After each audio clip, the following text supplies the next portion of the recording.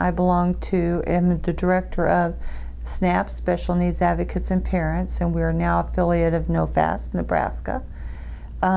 We started this organization because we saw there wasn't anything in Nebraska. We were looking for services and things for our children that we had care of at the time and could not find anything. We started out very small. It was hard getting people interested. Nobody wants to make waves. It's like it's a forbidden subject because if I drank, I might have a child with fetal alcohol, or I might have a child that is in some way damaged. So if I acknowledge you, then I'm admitting to guilt. So we had a very hard time.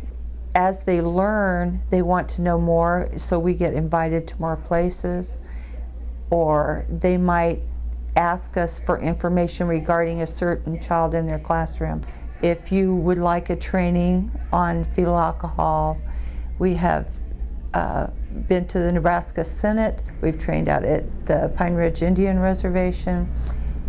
Any way we can be of service, we will help. I think it's been a major blessing.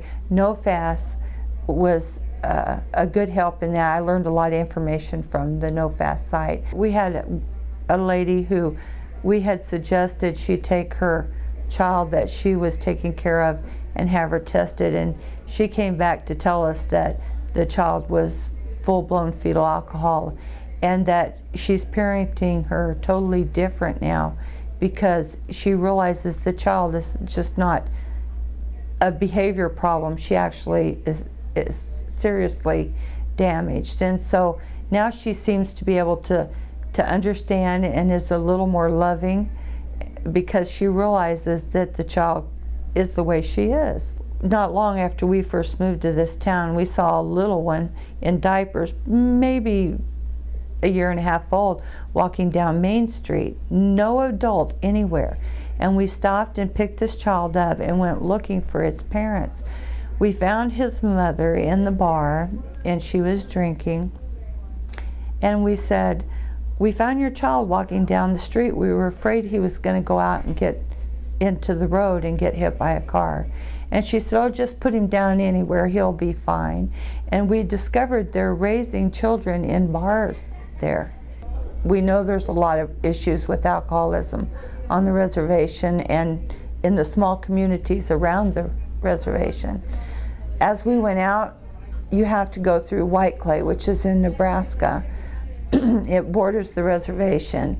It's an unincorporated town. Population 20 maybe something. It's not very big. They sell more cans of beer there than anywhere else in the United States in 1 year. It's a tremendous, because the natives will cross the border because the reservation is dry. So as you go through there, you have to go very slow because there might be somebody in the road passed out. You see pregnant women on the side of the road offering services in order to get money to drink. It doesn't matter if they're pregnant. You see, the poverty is so staggering, and what you see is so unimaginable. It's almost terrifying. It's like you want to lock the doors and you want to go through there as fast as you can because you're scared for your own well-being. So we went through that to get on the reservation. And then when you get on the reservation, like I said, it's a dry reservation, but you can see as you go along the poverty, how they can see they feel like there's no hope for them. And so you're thinking about all this as you're going to teach them about fetal alcohol spectrum disorder.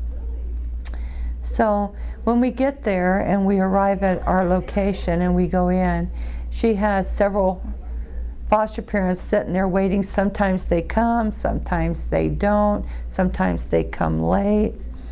And you notice the faces of these are elders of their tribe, and you're thinking, these foster parents are probably dealing with issues themselves. And so you trying to figure out how to approach it, because some of these foster parents might be birth mothers as well of children with fetal alcohol spectrum disorder. So we started out very slowly explaining it, saying nobody's to blame. A lot of times people don't even realize because nobody's bothered to teach them. Doctors in the area often still tell you to go drink a beer to relax. And so they're slowly coming along. But when we start telling them that, you can see their eyes light up and you can see them thinking, oh, and next thing you know, they're saying, you know, I have this boy or I have this girl or my daughter. She does that. She has this problem. She has these issues. And then you can say, well, you might want to have them checked for fetal alcohol spectrum disorder.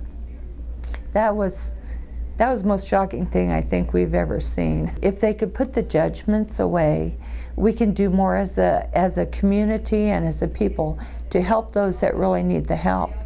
And also, as far as the judicial system goes, we need to really educate in the judicial system because so many of our kids are ending up there when if they just had the supports, they would be prosperous citizens of our community.